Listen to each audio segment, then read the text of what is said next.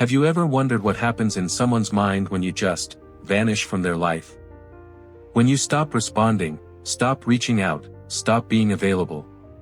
Today, we're diving deep into the psychology of absence and the profound impact your disappearance creates in the minds of those who took you for granted. But before we explore these 7 powerful psychological shifts, if you find value in this content, please hit that like button, share this video with someone who needs to hear it, and subscribe to the channel for more insights into human psychology and personal power. Now, let's talk about what really happens when you choose silence over explanation, absence over presence, and your own peace over their chaos. The shock of sudden silence. When you disappear without warning, the first thing they experience is pure, unfiltered shock. This isn't just surprise, it's a cognitive earthquake that shakes the foundation of their assumptions about you. You see, people become comfortable with your presence. They grow accustomed to your responses, your availability, your willingness to engage. They build an entire mental model of you as someone who will always be there, always answer, always care. Your sudden absence shatters this model completely. In those first hours and days, they'll check their phone obsessively. They'll refresh their messages, wondering if there's a technical glitch. They'll look at their last conversation with you, analyzing every word, trying to pinpoint the exact moment everything changed. This shock creates a state of cognitive dissonance, the uncomfortable tension between what they expected and what they're experiencing. The psychology here is fascinating. When you were present and available, your value was invisible to them. You were like air, essential but unnoticed. But the moment you're gone, they become acutely aware of the space you occupied. Your silence becomes deafening. Your absence becomes a presence more powerful than your presence ever was. This initial shock serves a crucial purpose: it forces them to confront reality. They can no longer take you for granted because you're no longer there to be taken. They can no longer treat you as an option because you've removed yourself from the equation entirely. And in this shock, something begins to shift in their perception of you. The panic of lost control. After the shock subsides, panic sets in. This is where things get psychologically intense, because what they're really experiencing isn't concern for you, it's the terrifying realization that they've lost control over you. Think about it: when you were present and responsive, they had influence over your emotions, your time, your energy. They could reach out whenever they wanted and expect a response. They could treat you carelessly and know you'd still be there. They had power in the dynamic, even if they never consciously acknowledged it. Your disappearance strips away this power completely. They can no longer predict your behavior. They can no longer manipulate your emotions. They can no longer count on your availability. And for people who've grown comfortable having this subtle control over you, this loss feels catastrophic. You'll see this panic manifest in desperate attempts to re-establish contact. They'll use multiple platforms to reach you. They'll send messages that range from casual, "Hey, just checking in," to concerned, "Are you okay?" to angry, "Why are you ignoring me?" They might even reach out through mutual friends, trying to get information about you, trying to find a backdoor into your attention. But here's what's really happening beneath these attempts: they're scrambling to regain the position they once held in your life. They're trying to restore the status quo where you were accessible and they were comfortably in control. Your continued silence in the face of these attempts amplifies their panic exponentially. This panic reveals something crucial: they never truly valued you when you were present.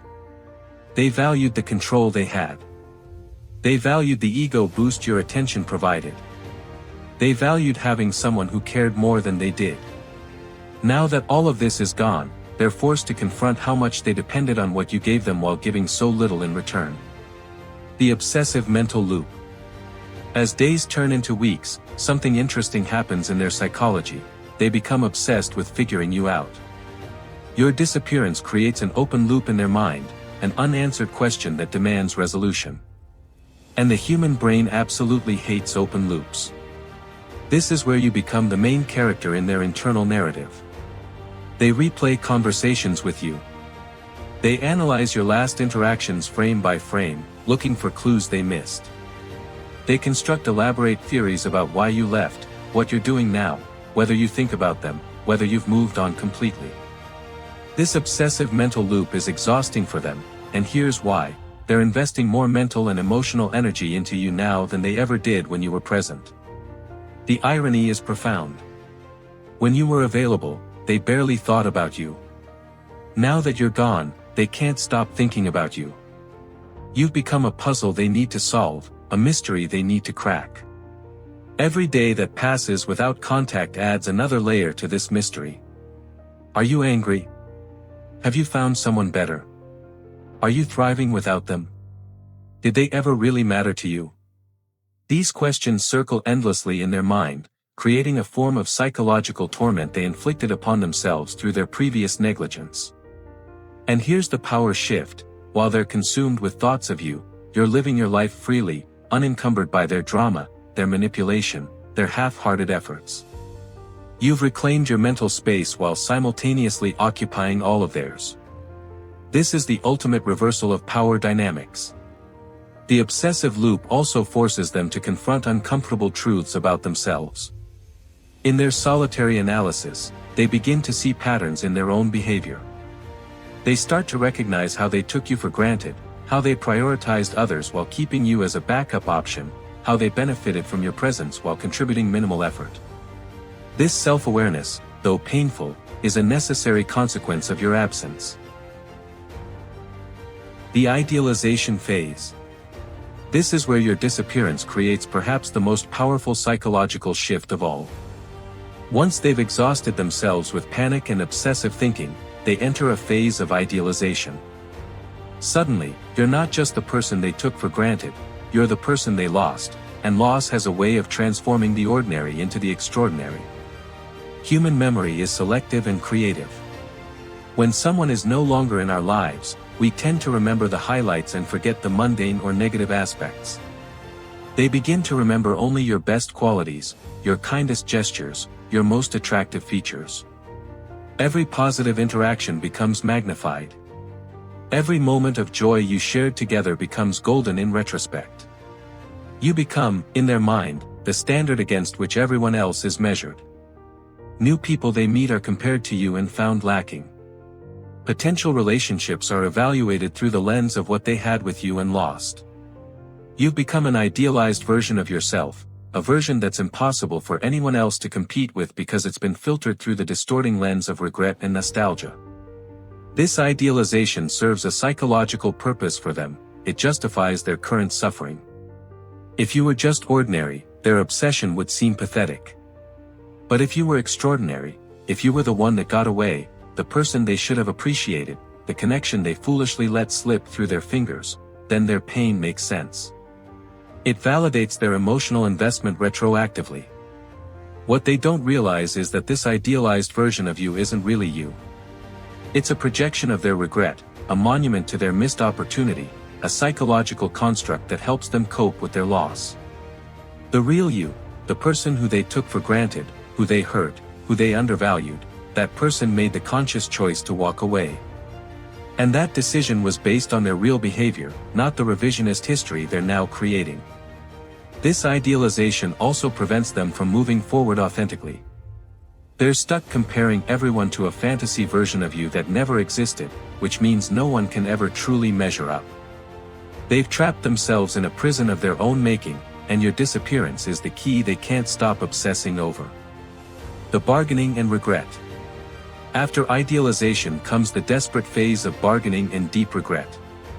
This is where they start making promises, to themselves, to the universe, to you if you would only reappear. If I could just have one more chance, I would do everything differently. The regret they feel now is visceral and consuming. They replay scenarios in their mind, imagining alternate timelines where they treated you better, valued you more, prioritized you properly. They see with painful clarity all the moments they failed you, all the times they chose others over you, all the occasions when they should have shown up but didn't. This regret manifests in various ways. They might post cryptic messages on social media, hoping you'll see them and understand they're about you. They might tell mutual friends how much they miss you, hoping word gets back to you. They might even craft the perfect message to send you, writing and rewriting it dozens of times, trying to find the exact words that will undo their mistakes and bring you back. But here's the crucial thing you need to understand: this regret isn't really about you. It's about them. They regret losing the benefits you provided. They regret losing the control they had. They regret the damage to their ego that comes from someone choosing to walk away from them. They regret that they're now experiencing consequences for their actions. Real change comes from genuine self-reflection and growth, not from the pain of loss. If they truly valued you for who you are, they would have shown it when you were present. The fact that it took your absence for them to recognize your worth reveals that their regret is self-centered, not other-centered. The bargaining phase is particularly revealing. They'll make grand promises about how different things would be if you came back. They'll swear they've changed, they've learned, they understand now. But these promises are made in the desperation of absence, not in the reality of presence. It's easy to promise change when there's no opportunity to demonstrate it.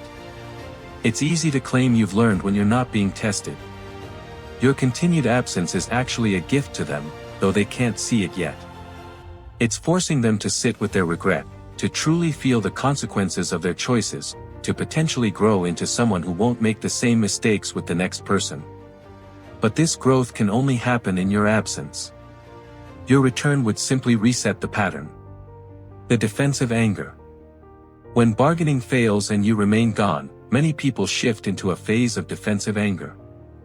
This is a psychological protection mechanism designed to shield their ego from the full weight of their guilt and regret.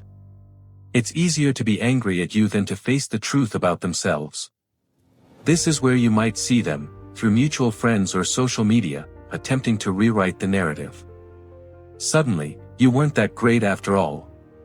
You were too sensitive, too demanding, too difficult to please. They start telling stories that paint themselves as the victim and you as the villain. They convince themselves, and try to convince others, that your disappearance is proof of your flaws, not theirs.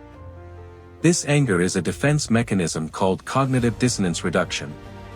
They hold two conflicting beliefs: I'm a good person who treats others well, and someone I cared about chose to completely remove me from their life.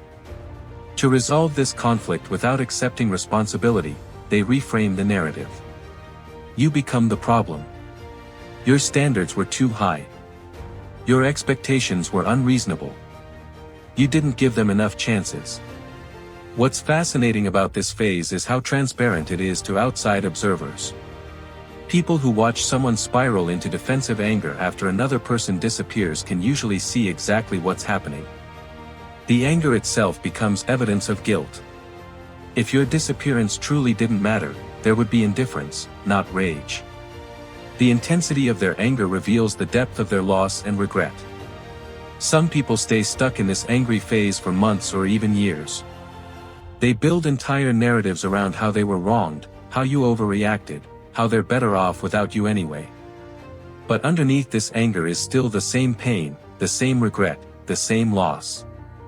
The anger is just a more palatable emotion for their ego to handle.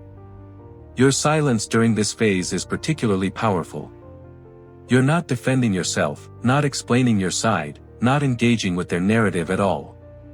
This silence infuriates them further because it denies them the conflict they're seeking. They want you to fight back, to engage, to give them material to justify their anger. Your absence denies them even this. Eventually, for many people, this anger burns out. It's exhausting to maintain rage at someone who isn't there to receive it. And when the anger fades, they're left with the original feelings they were trying to avoid: the regret, the loss, the recognition of their own mistakes. The permanent void and transformation. Finally, we arrive at the most profound effect of your disappearance: the permanent void you leave in their life and the transformation it potentially creates. This is where your absence either destroys them or rebuilds them, and either way, you're no longer there to witness or care about which path they take. The void you leave isn't just about missing your presence. It's about the permanent alteration of their self-perception. They now have to live with the knowledge that someone they valued chose to walk away completely. This knowledge changes how they see themselves. Am I someone people leave? Am I someone who doesn't recognize value until it's gone? Am I someone who hurts others without realizing it? These questions, if they're willing to truly engage with them, can lead to genuine transformation. Some people use the pain of your absence as a catalyst for real personal growth. They examine their patterns, they work on their emotional availability, they learn to value people while they're present instead of after they're gone. Your disappearance becomes the wake-up call that changes the trajectory of their life. But transformation isn't guaranteed. Some people never learn. They carry the void you left and simply repeat the pattern with the next person, and the next, and the next. They become collectors of loss, people who continually take others for granted until those others inevitably leave. For them, your absence becomes just another chapter in a long story of missed opportunities and regretted relationships. And here's the ultimate truth you need to embrace: which path they take isn't your responsibility. You didn't disappear to teach them a lesson or to punish them or to force them to change. You disappeared to protect your own peace, to honor your own worth, to refuse to accept less than you deserve. Their transformation or lack thereof is their journey, not yours. The permanent void you leave is a testament to your impact. You mattered. Your presence had weight. Your absence has consequences. But you are not obligated to fill that void, no matter how much they might eventually realize what they lost.